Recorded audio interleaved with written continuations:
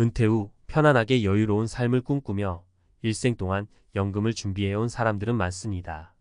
그러나 은퇴 후 연금만으로 안심할 수 없는 복병이 있습니다. 바로 세금과 건강보험료입니다. 연금을 수령하면서도 예상치 못한 금전적인 부담이 닥칠 수 있어 이에 대해 충분히 준비하고 이해하는 것이 중요합니다.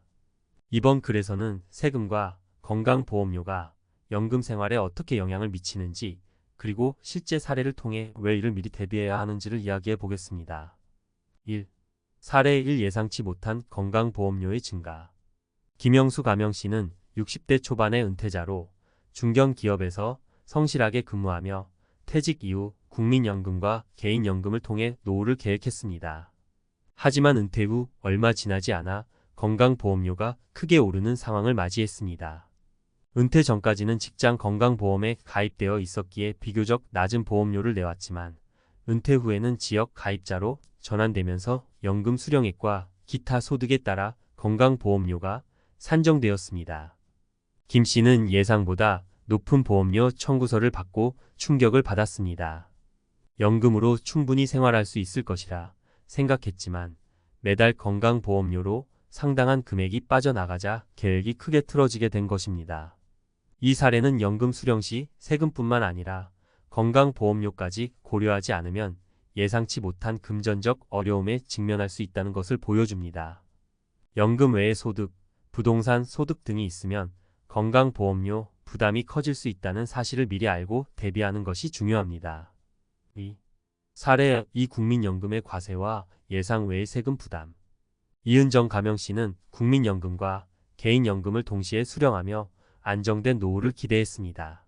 그러나 은퇴 후 연말정산 시기를 맞이했을 때 국민연금 수령액에 대한 과세로 인해 상당한 세금이 청구되면서 큰 혼란을 겪었습니다. 국민연금은 과세 대상 소득으로 분류되며 일정 기준을 초과하는 경우 세금이 부과됩니다. 특히 개인연금과 퇴직연금까지 함께 수령할 경우 총 소득이 증가하면서 세금 부담이 예상보다 크게 늘어날 수 있습니다.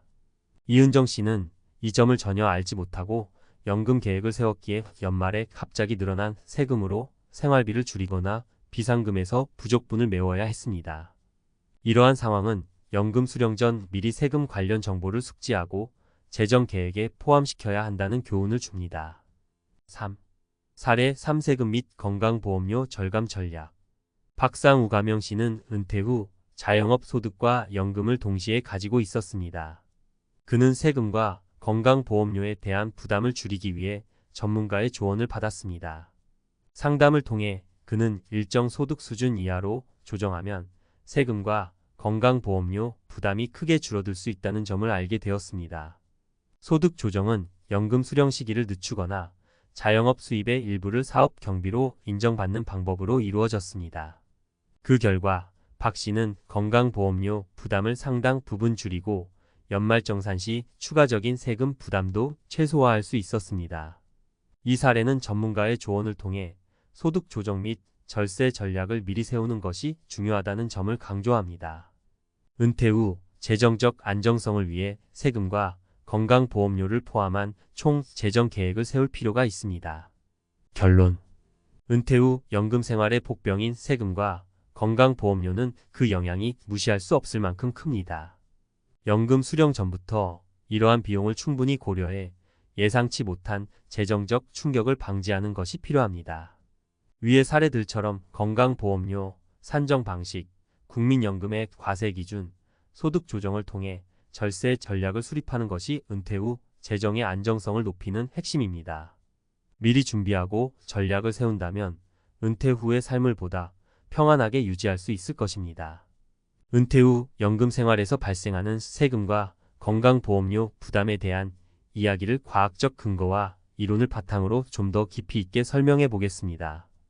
연금 수령이 어떻게 세금과 건강보험료에 영향을 미치는지 이해하려면 그 기저에 있는 이론과 재정 원칙들을 살펴볼 필요가 있습니다. 1. 연금과 세금 과세 소득으로서의 국민연금. 먼저 국민연금과 관련된 세금 문제는 세법의 소득 과세 원칙에 근거합니다. 세법에 따르면 일정 소득 이상을 초과할 경우 국민연금은 과세소득으로 간주되어 세금을 부과받습니다. 이 과세 방식은 소득 재분배의 원칙에 따라 소득이 높은 사람들이 더 많은 세금을 부담하도록 설계되었습니다. 예를 들어 연금 소득이 일정 기준을 초과할 경우 해당 소득은 과세 표준에 따라 누진세가 적용됩니다. 누진세는 높은 소득에 더 높은 세율을 적용하는 시스템으로 소득이 많을수록 세금 부담이 커집니다. 이 방식은 재정학에서 소득 불평등을 완화하는 수단으로 자주 언급됩니다. 하지만 연금 수령자 입장에서는 예상하지 못한 세금 부담으로 인해 실질적인 수령액이 줄어드는 결과를 초래할 수 있습니다.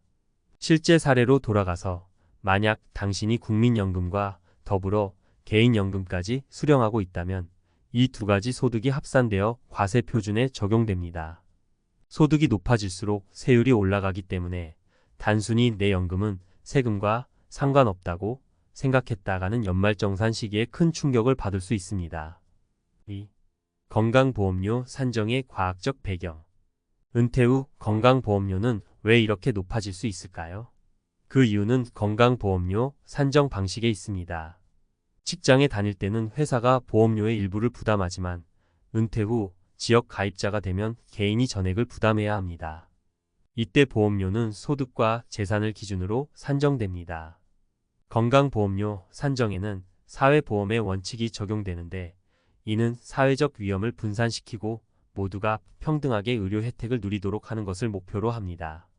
하지만 소득과 재산에 따라 보험료가 달라지기 때문에 은퇴 후 연금이나 기타 자산이 있는 사람들에게는 부담이 될 수 있습니다. 의학경제학에서 이 원칙은 사회적 연대로 설명되며 공동체의 건강을 보장하기 위해 고소득자들이 더 많은 부담을 지도록 합니다. 하지만 연금 생활자의 입장에서는 연금 이외의 수입이 없는 상태에서 부담이 늘어날 경우 경제적 스트레스를 받을 수 있습니다. 3. 소득과 세금 조정 전략의 중요성. 재무계획의 이론 중 하나인 라이프 사이클 가설에 따르면 사람들은 평생 동안 소득과 소비를 균형 있게 조정하여 최대의 효용을 얻으려고 합니다. 은퇴 후 세금과 건강보험료를 조정하는 전략은 이 가설을 바탕으로 구성될 수 있습니다. 예를 들어 은퇴 전에 연금 수령 시기를 조정하거나 소득 수준을 관리하여 과세 구간을 낮추는 방법이 이에 해당합니다. 이론적으로는 소득을 낮추어 세금과 건강보험료를 줄이는 것이 가능하지만 현실에서는 신중한 계획이 필요합니다. 재정학에서는 한계 효용 이론이 소득 조정의 효과를 설명하는 데 유용합니다. 한계 효용은 추가 소득 단위가 가져오는 만족도의 증가량이 점차 감소한다는 이론입니다. 즉, 일정 수준 이상의 소득에서는 추가 소득이 더 큰 세금과 부담을 초래할 수 있으며 그로 인한 실질적 효용이 감소할 수 있습니다. 4. 사례를 통한 이해. 김 씨의 경우 연금을 받기 전에 금융 전문가와 상담하여 연금 수령 시기를 조정하고 소득을 나누어 분산시키는 전략을 사용했습니다. 이러한 조정은 김 씨가 한계 세율에 의해 부담해야 할 세금을 낮추는 데 도움이 되었고 동시에 건강보험료 산정 기준도 낮아졌습니다. 이 전략은 세후 소득 극대화라는 재정학적 목표에 부합합니다.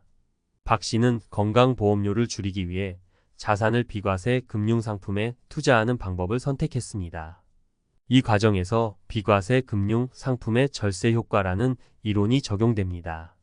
이는 과세 대상 소득을 줄이고 건강보험료를 낮추기 위한 방법으로 널리 활용됩니다. 마지막으로 이은정 씨는 예상하지 못한 세금 부담을 줄이기 위해 연금을 분할 수령하거나 소득 신고 시 추가 공제 항목을 확인하는 등 세무 전략을 적극 활용했습니다. 세금 회피와 절세는 합법적으로 세금 부담을 줄이기 위해 다양한 전략을 사용하는 재정 계획의 일환입니다. 결론. 연금 생활에서 세금과 건강보험료는 단순히 피할 수 있는 문제가 아닙니다. 이를 정확히 이해하고 구체적인 전략을 세워야만 은퇴 후의 생활을 더 안정적으로 유지할 수 있습니다.